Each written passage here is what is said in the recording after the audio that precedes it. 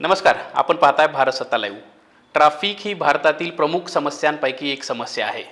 मुंबई, दिल्लीसारखे महानगर याला अपवाद राहिले नाही आहेत. त्याच्याबरोबरच आता लातूरसारखे 2-3 टायरची जी शहरं पण ट्रॅफिकच्या समस्येनं ग्रस्त आहेत. आमच्या लातूरमध्ये मागच्या काही दिवसापासून ट्रॅफिक संदर्भात प्रशासन थोडंसं ॲक्टिव्ह मोडवर आलेलं आहे. लातूरची आजची परिस्थिती अशी आहे, शहरातल्या मुख्य रस्त्यावरनं विदाऊट ट्रॅफिकमध्ये अटकता पास होणं म्हणजे स्वतःला नशीबवान समजावं अशी परिस्थिती आहे. लातूर शहरातील सगळ्या मुख्य रस्त्यांवर मोठ्या प्रमाणात ट्रॅफिक वाढलेली आहे. वाढती वाहनं, वाढती लोकसंख्या यासह अनेक कारणं या ट्रॅफिक वाढीला जबाबदार आहेत. यासोबतच नियोजनाचा अभाव हे पण सर्वाधिक महत्त्वाचं आणि प्रमुख कारण ट्रॅफिक समस्येला दिसतंय. या ट्रॅफिक संदर्भात आज आपण या व्हिडिओच्या माध्यमातून लातूर शहराच्या भाष्य करणार आहोत. मी हमीद शेख आणि आपण पाहताय भारत सत्ता लाईव्ह. मी उल्लेख केल्याप्रमाणे ट्रॅफिकची समस्या देशातील प्रमुख समस्यांपैकी बनलेली आहे. साऊथचा एक ट्रॅफिक नावाचा सिनेमा आहे, ज्यात म्हणजे गाडीच्या पार्किंगवरून एक शेजाऱ्यांमध्ये एका बिल्डिंगमध्ये राहणाऱ्या लोकांमध्ये इतका टोकाचा वाद होतो की ते एकमेकांची सुपारी द्यायला तयार होतात, एकमेकांचा जीव घ्यायला लोक तयार होतात. तो त्या सिनेमाचं नावच ट्रॅफिक असं आहे.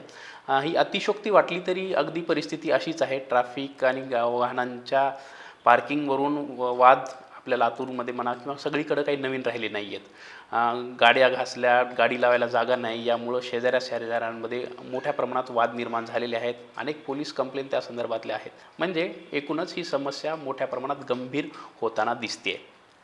लातूरचा मी उल्लेख केला, लातूरमध्ये पण ही समस्या गंभीर होताना दिसत आहे. शहरातील प्रमुख रस्त्यांवरनं ट्रॅफिकमध्ये न अटकता पार होणं म्हणजे मी म्हणल्याप्रमाणे आता आपण स्वतःला नशीबवान समजायला लागेल अशी परिस्थिती निर्माण झाली आहे. ह्या ट्रॅफिकवर कायमस्वरूपी तोडगा काढण्यासाठी लातूरचा प्रशासन थोडंसं मागच्या आठवड्याभरापासून ॲक्टिव्ह झालेलं दिसतंय. मागच्या 2-3 दिवसापूर्वी लातूर महानगरपालिका प्रशासन असेल, लातूर पोलीस प्रशासन असेल, RTO विभाग असेल आणि सार्वजनिक बांधकाम विभाग असेल आणि लोकप्रतिनिधी यांच्या माध्यमातून एक सामूहिक बैठक पार पडली आणि त्या बैठकीमध्ये ट्रॅफिकच्या समस्या सोडवण्यासाठी काही नियोजन करण्यात आलं. अर्थात त्याबद्दल प्रशासनाचं अभिनंदन करायला लागेल. निदान यासाठी त्यांनी पुढाकार तरी घेतला, ट्रॅफिकचं सिरियसनेस तरी समजून घेतलं आणि त्या अकॉर्डिंग काही प्लॅन ऑफ ॲक्शन पण आखला. ती बैठक झाल्यानंतर दुसऱ्या दिवशी लातूरचे पोलीस अधीक्षक आणि संबंधित प्रशासनाचे काही अधिकारी, लातूर महानगरपालिकेचे अधिकारी लातूरच्या एका चौकामध्ये पण रस्त्यावर उतरताना दिसले. आता आपण ट्रॅफिकबद्दल बोलतो आहे, तर सगळ्यात महत्त्वाचं ट्रॅफिकबद्दल बोलत असताना अतिक्रमण हा विषय सर्वांना मोठ्या प्रमाणात नजरेस पडतो. अर्थात ट्रॅफिक व्हायला अतिक्रमण हे पण सगळ्यात महत्त्वाचं कारण आहेच, ते काही नाकारता येत नाही आहे. परंतु फक्त अतिक्रमण न काढून ट्रॅफिक मुक्त शहर होणार आहे का? तर या प्रश्नाचं उत्तर हो देणं असं धाडसाचं ठरणार आहे. ट्रॅफिकचं नियोजन करण्यासाठी अतिक्रमण तर काढायच लागणार आहेत. अतिक्रमण काढल्यासोबतच लाँग टर्मची काही पण उपाययोजना करणं तितकंच गरजेचं आहे. शहराचा ज्या पद्धतीनं विकास होतो, ज्या पद्धतीनं वाहनांची संख्या वाढते, त्या पद्धतीनं शहराच्या रस्त्यांचं रुंदीकरण तर करता येणार नाही. शहराची रस्ते अधिक रुंद आता करता येणार नाही आहेत. अनेक त्याच्यात टेक्निकल विषय असतात. विशेषतः शहरातली जी मेन रोड आहेत याला रुंदीकरणाला मर्यादा आहेत.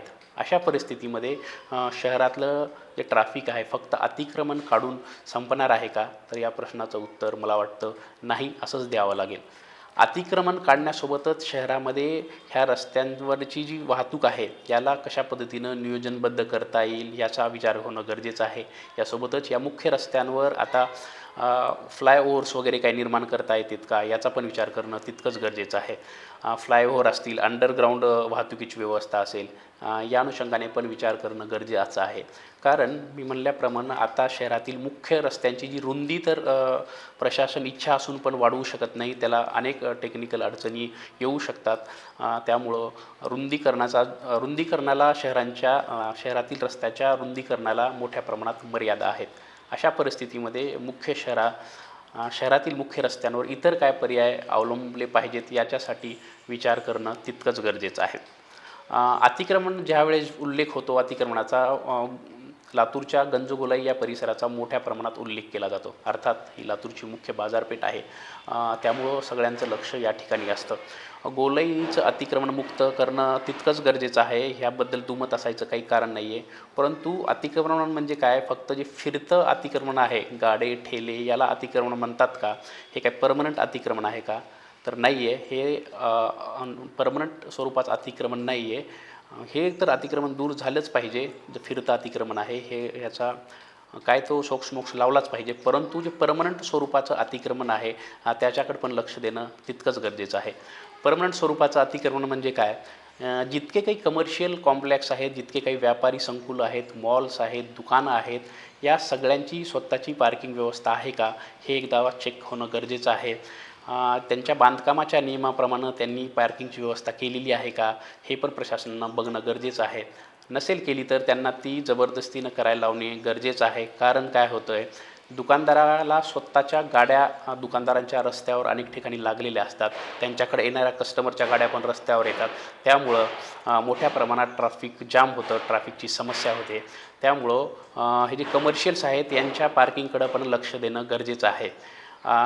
जे काही नियमावली बांधकामाची आहे ती नियमावली कमर्शियल जे काही लोक आहेत, कमर्शियल कॉम्प्लेक्स आहेत, कमर्शियल गाळे आहेत, कमर्शियल शॉप्स आहेत, मॉल्स आहेत, या लोकांनी पाळल्यात का हे बघणं पण या निमित्तानं तितकं गरजेचं आहे. त्यांनी नसतील त्या पाळल्या तर त्यांना सक्तीनं त्या करून घेणं गरजेचं आहे. फक्त त्याला दंड लावून त्याला नियमित करून हा प्रश्न सुटणार नाही आहे. येत्या काळात हा प्रश्न आणखीन गंभीर होत जाणार आहे. छत्रपती शिवाजी महाराज चौकापासून जर आपण बघायला गेलात, अंबाजोगाई रोडचा हा जो भाग आहे, या रोडवर तुम्ही बघायला गेलात तर पूर्ण नाक्यापर्यंत म्हणजे शेवटचा जो अहिल्यादेवी होळकर चौक आहे तिथपर्यंत तुम्हाला जितके काही कमर्शियल आहेत तिथं तुम्हाला कुठं पार्किंग दिसते का? त्या कमर्शियलवाल्या लोकांनी पार्किंगची व्यवस्था केली आहे का? तर त्यातल्या मोजक्या जे कॉम्प्लेक्स आहेत, शॉपिंग कॉम्प्लेक्स, त्यांच्याकडे स्वतःची पार्किंग व्यवस्था आहे. बाकी सगळ्यांच्या गाड्या मोठ्या प्रमाणात रस्त्यावर पार्क होतात. अगदी अंबाजोगाई रोडचा मी उल्लेख करतो आहे. वन अँड ओनली फूड मॉलपासून जी रस्त्यावर पार्किंग सुरू होते ते थेट तिथं एक मॉल रेणापूर नाक्याला जो एक मॉल आहे त्याची सगळी पार्किंग पण मोठ्या प्रमाणात रस्त्यावर असते. आणि संध्याकाळच्या वेळेस ही रस्त्यावर आलेली पार्किंग त्या कस्टमर्सची सोबत फिरते हातगाडीवाले वगैरेंची, रस्त्यावर हातगाडीवाले येतात आणि वाढलेली वाहतूक यामुळं हा मोठ्या प्रमाणात हा चौक तुम्हाला जाम झालेला दिसतो. तर ह्या रस्त्यावरचं अतिक्रमण हटवत असताना जी कमर्शियल लोकं आहेत, हॉटेलवाले आहेत, मॉलवाले आहेत, यांना यांची स्वतःची पार्किंग करायला लावणं फार गरजेचं आहे. ह्या सगळ्या लोकांची पार्किंग रस्त्यावर असते हे मी काही वेगळं सांगायला नको. मनपा अधिकाऱ्यांना हे दिसत नाही आहे का? प्रशासनाला हे दिसत नाही आहे का? का फक्त फिरत्या हातगाड्यावाल्यांना बाजूला करायचं आणि मी अतिक्रमणमुक्तीचं काम करतो आहे म्हणायचं, असं होणार असेल तर ट्रॅफिकची समस्या सुटणार नाही आहे. सेम छत्रपती शिवाजी महाराज चौकाकडनं औसा रोडला जाताना पण जितके काही कमर्शियल शॉप्स आहेत, जितके काही कॉम्प्लेक्स आहेत, जितके काही गाळे आहेत, हॉटेल्स आहेत, मॉल्स आहेत, ट्युशन्स आहेत, ह्या सगळ्यांची पार्किंग कुठं आहे? तर मेजॉरिटी पार्किंग ही रस्त्यावर आहे. सोमानी कॉम्प्लेक्स औसा रोडचं जाताना फक्त तिथं एक कॉम्प्लेक्सची थोडीफार त्या जागेमध्ये पार्किंगची थोडीफार व्यवस्था दिसते. त्याच्या पुढचे सगळे जे काही आहेत त्या सगळ्यांची पार्किंग जी आहे सरकारी रस्त्यावर असते. पुढं ICC बँक आहे, त्याच्या पुढं अजून एक बँक आहे. ह्या सगळ्यांची पार्किंग कुठं असते? यांना प्रशासन पार्किंगची व्यवस्था करायला लावणार आहे का? खरा प्रश्न हा आहे. हीच अगदी अवस्था बार्शी रोडला आहे. मुख्य रस्ता जो आपला मेन रोड आहे शिवाजी महाराज चौकातनं गोलाईकडे जाणारा, याच्याकडं तर तुम्ही बघा की किती ठिकाणी स्वतःची पार्किंग तुम्हाला बघायला मिळते. आत्ता नवीन नवीन मॉल्स या रस्त्यावर होत आहेत, तर त्यांची पार्किंगची व्यवस्था पुरेशी आहे का? त्यांच्या बांधकामाच्या प्रमाणे आहे का? ती सगळं चेक होणं गरजेचं आहे. पण प्रशासनाला हे जर केलं तरच पार्किंगच्या खऱ्या अर्थानं प्रॉब्लेम सॉल्व्ह होणार आहेत. रस्त्यांचा विकास करत असताना रस्त्यांची कामं तात्काळ झाली तर ती उपयोगात येणार आहेत. विलासराव देशमुख महामार्गाचा विषय आपण बघतो, किती वर्षापासून ते चालू आहे. तो रोड होईपर्यंत किती हजार वाहनांची संख्या वाढली असेल याचा काय अंदाज म्हणजे आपण सगळेजण लावू शकता. दर दिवसाला हजारो वाहनं नवीन घेतली जात आहेत, ती याच शहरातल्या रस्त्यावरनं धावणार असतात. याबरोबरच शहरात बाहेरून पण अनेक वाहनं येतात. जर रस्ता बनण्याच्या आधीच 10-5 हजार वाहनं वाढणार असतील तर तो रस्ता पुरणार आहे का? हा पण विचार या अनुषंगानं करणं गरजेचं आहे. मी मागं उल्लेख केल्याप्रमाणे या शहराला आता फ्लायओव्हरची नितांत गरज आहे. शहरातील सगळ्या मुख्य रस्त्यांवर उड्डाणपूल फार गरजेचे आहेत. कुणी काहीही म्हणो, ते केल्याशिवाय मला वाटतं की पार्किंगचा विषय सॉल्व्ह होणार नाही आहे.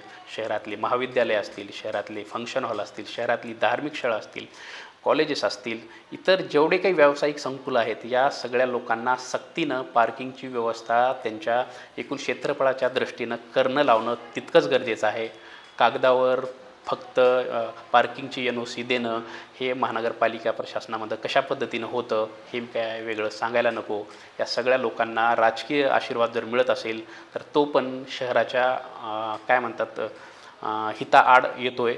याचा विचार प्रशासनानं केला पाहिजे. सक्तीनं कमर्शियल लोकांना पार्किंगची व्यवस्था करायला लावणं फार गरजेचं आहे. मी वारंवार हा मुद्दा सांगतो, कारण ही स्थायी स्वरूपाचं अतिक्रमण आहे. आपण स्थायी स्वरूपाचं अतिक्रमण सोडून अस्थायी स्वरूपाच्या अतिक्रमणावर फोकस करतो आहे. कदाचित प्रशासनाला किंवा जे कोणी लोक आहेत त्यांना आपलं स्थायी स्वरूपाचं अतिक्रमण निघू नये, विषय डायव्हर्ट व्हावा अस्थायी स्वरूपाच्या अतिक्रमणावर.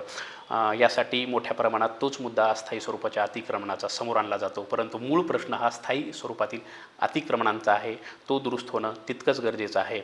यासोबतच शहरातले बिल्डर मोठ्या प्रमाणात अनधिकृतपणे बांधकामं करतात. अर्थात आकडे काढायला आत्ता माझ्याकडे एक्झॅक्ट आकडे नाही आहेत, आज नाही उद्या ते आकडे आम्ही काढणारच आहेत. ह्या अनधिकृत बांधकामांमुळं मोठ्या प्रमाणात शहरात वाहनांची संख्या वाढते आहे. त्याच्यामुळं पण शहरात मोठ्या प्रमाणात ट्रॅफिक जाम होतं आहे. बिल्डर लॉबी पण तितकीच यासाठी मला वाटतं जबाबदार आहे. याच्यावर कुणाचं अंकुश आहे का? बिल्डर लॉबी सर्व प्रकारचे नियमवाटी पाळते का?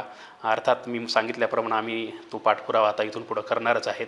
परंतु आज घडीला तर दिसतं आहे की मोठ्या प्रमाणात बिल्डर्स नियमबाह्य बांधकामं करतात. जे काही ठरलेलं क्षेत्र आहे त्याच्यापेक्षा 20, 10, 20, 25% अधिकचं बांधकाम करतात. आणि त्या घरांमध्ये आलेली लोक मोठ्या प्रमाणात 4 चाकी 2 चाकी यांची वाहनं पण पर्यायानं या शहरातनं धावतात, रस्त्यावरून धावतात आणि ह्या पद्धतीने पण मोठ्या प्रमाणात ट्रॅफिक जाम होते. ज्यावेळेस प्रशासन ट्रॅफिक सोल्युशन काढण्याचा विचार करतं आहे, त्यांचं अभिनंदन आहे. आत्ता कदाचित त्यांनी या गोष्टी सिरियस घ्यायला सुरुवात केलेली आहेत. पण फक्त अस्थायी स्वरूपाच्या पार्किंगवर लक्ष न देता जे स्थायी स्वरूपाचं अतिक्रमण आहे यावर लक्ष देणं गरजेचं आहे. आणि शहराच्या पुढच्या 10-20 वर्षाच्या प्लॅनिंगप्रमाणे रस्त्यांची निर्मिती होणेही तितकंच गरजेचं आहे. अन्यथा तू कर मारल्यावनी, मी करतो रडल्यावनी, याच्या व्यतिरिक्त काही हासिल होणार नाही. फक्त शेंड्या छाटून मूळ प्रश्न सुटणार नाही. तुम्हाला मुळावर घाव घालावा लागेल. याच्यासाठी राजकीय, आर्थिक सगळे काय म्हणतात इंटरेस्ट बाजूला ठेवावे लागतील. या शहराचं भलं होईल असा विचार केला पाहिजे. यासाठी या क्षेत्रातली जी एक्सपर्ट लोक आहेत त्यांचा सल्ला घेतला पाहिजे, त्यांचं मार्गदर्शन घेतला पाहिजे. अर्थात प्रशासनाला कळत नाही असं आम्हाला म्हणायचं नाही आहे, परंतु या सगळ्या गोष्टी प्रशासनानं गांभीर्याने घेतला तरच येत्या काळात लातूरचा ट्रॅफिकचा विषय सॉल्व्ह होऊ शकतो. अन्यथा परिस्थिती जैसे थेच राहणार आहे. आपली मतं कमेंट बॉक्समध्ये व्यक्त करायला सभ्य भाषेमध्ये काहीच अडचण नाही आहे. भारत सत्ता वेगवेगळे विषय नेहमीप्रमाणे लातूर शहरासंबंधित मांडण्याचा प्रयत्न करत असतं. भारत सत्ताला लाईक, शेअर आणि सबस्क्राईब करायला विसरू नका. धन्यवाद.